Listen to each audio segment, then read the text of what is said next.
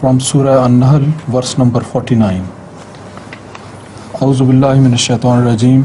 Awalam yaraw ila ma khalaqallahu min shay'in yatafayyu zilaluhu anil yamini wash-shama'ili sujadan lillahi wa hum dakhirun.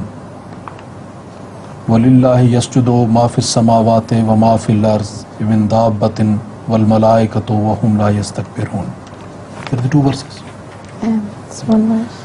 The translation is, have they not observed bowing in humility before Allah, that the shadows of everything which Allah has created shift from the right and from the left, and they are being humbled. And whatever is in the heavens and whatever creature is in the earth submits humbly to Allah, and the angels too, and they are not proud.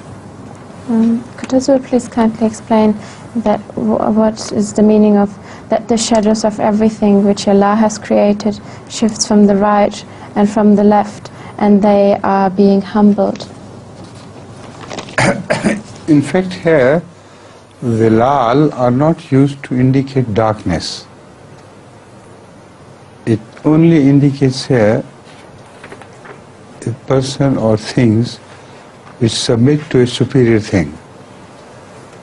So that is the real meaning here.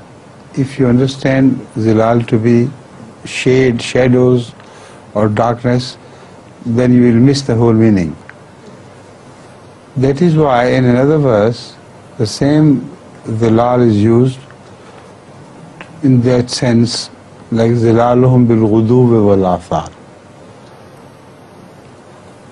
Everyone, everything submits to Allah. And zilaluhum, those who follow them.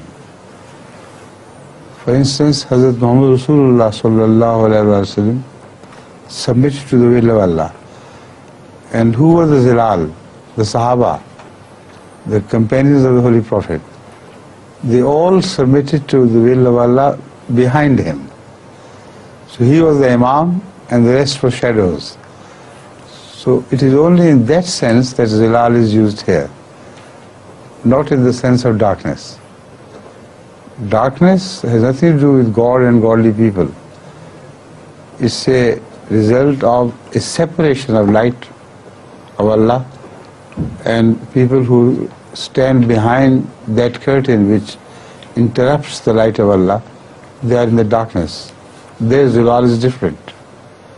But here it is the zilal of those who follow a spiritual leader.